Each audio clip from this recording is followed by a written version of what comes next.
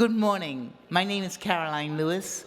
I'm the founder and senior advisor at the Clio Institute and a major fan of VoLo Foundation.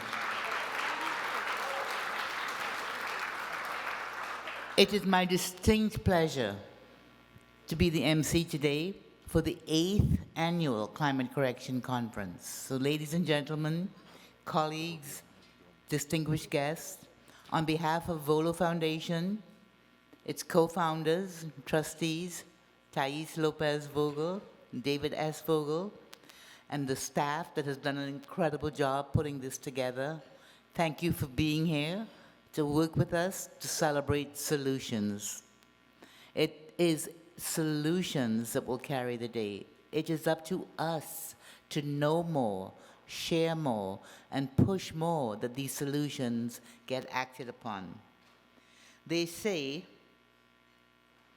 that there are invisible threads that connect people and issues and solutions. And today, we want to shine a light on those invisible threads, to strengthen them, to grow more of them, so that people and issues and solutions are aligned, and our common agenda becomes making sure that actionable data is acted on. So with that, I ask you to help me understand what drove David and Thais, these brilliant people, what drove them to found the VoLo Foundation and to create an annual conference like this to inspire all of us. So I'd like to welcome to the stage David and Thais to just have a little conversation about their origin story and their journey, because what they have to share is inspirational, and all of us could use a little inspiration right now. Come on up.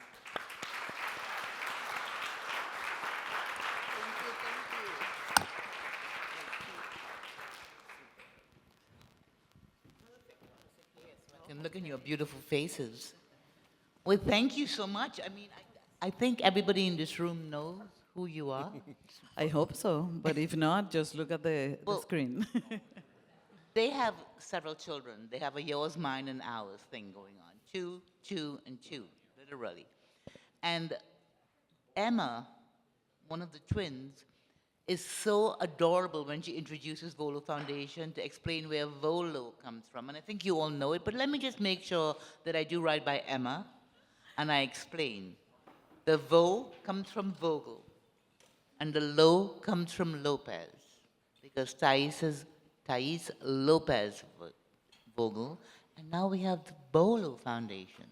So when you say VoLo, that second L needs to be uppercase to represent Lopez. Lopez. So we are very, very proud of you.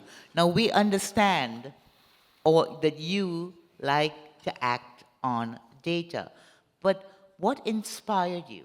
What's your origin story as to why climate became a major focus of VoLo Foundation? Well, thank you for having me in my own conference. But why? I wanted to, I think I'm Latino. Any Latinos here? I think we're, okay, raise your hands and give me some love. I'm from Venezuela. We're very oriented, environmental oriented, I think. We go to the beach, we go outside, we really in touch with nature. So when we were fortunate enough to be in a position of creating a foundation and giving, I always thought of not only doing education and health, but also help some. But I didn't know how to do it.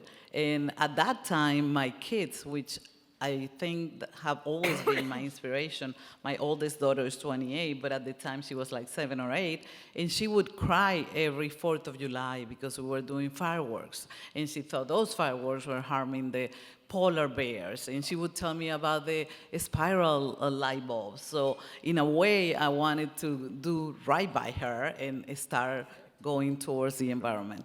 But then I also have a data, very analytical, smart husband who's an MIT graduate, and he had another direction, and he wanted to do it because?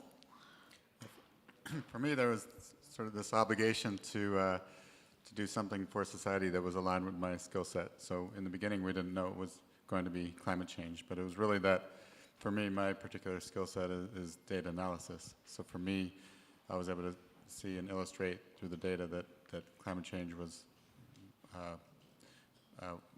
something that would affect the world in ways like quality of life, everything from health to economic well-being.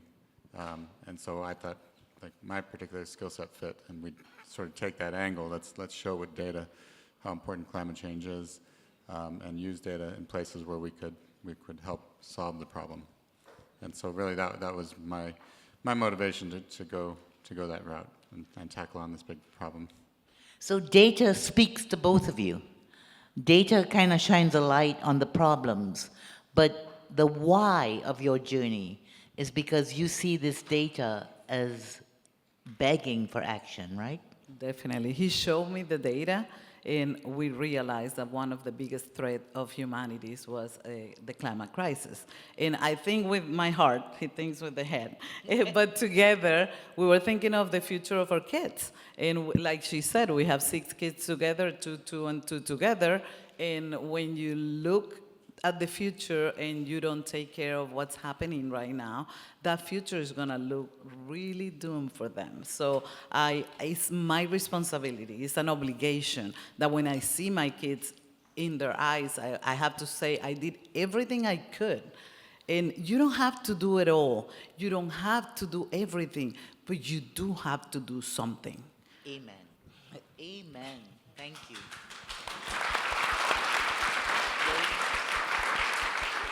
Yeah, so again, my way was really to drive impact in a positive way. Really, a lot of the same reasons. I want this world, this country, to be a better place to live for our kids and their kids. And so that's really the driver behind why we do this philanthropy. And it's clear, but I want your honest answer as to why some people, when the data is screaming at them, still refuse to embrace it and to take action. What do you think? I think, like with anything, because the data show, well, first of all, it's like an inconvenient truth that people don't want to believe it. Secondly, it's not a problem that'll hit you tomorrow or this week, but it's like a 10-year problem, a 20-year problem. And so people, I think, want to put that off and address what's happening today. But it's sort of like if you had a credit card charging 30% interest, like if you keep putting off the problem and not paying it off, like it's just going to compound. So we're trying to, I think our goal to make people accept it. It's the awareness of the data is one thing, but also the idea that this is very solvable. There are steps you can take without impacting your life adversely today.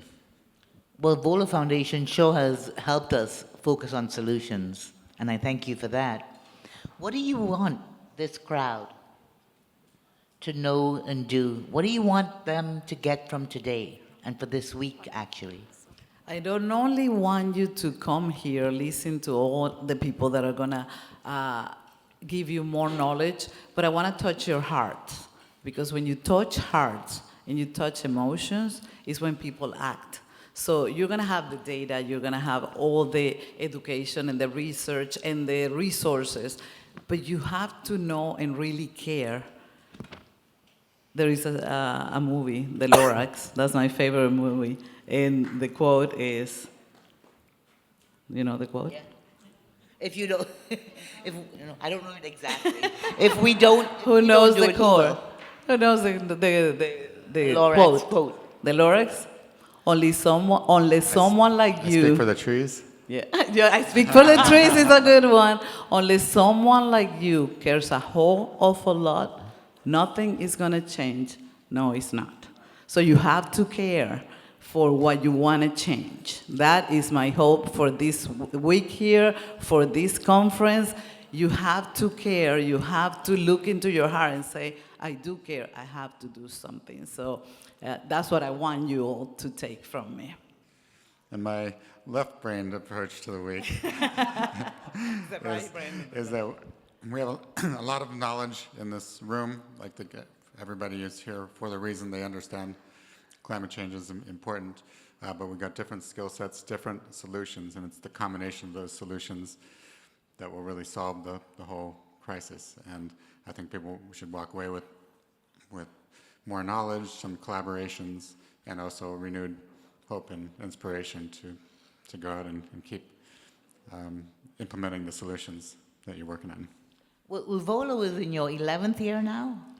This is our 11th year, but the eighth year Eighth year of the conference. What you have done in such a short period of time is really ignited a movement towards solutions. And we thank you, all of us thank you, Thais and David. Thank you, and enjoy the conference. Okay, Thank let you, the Camilla, games begin. and you've been an inspiration to us. You are my inspiration, you know that. Thank you.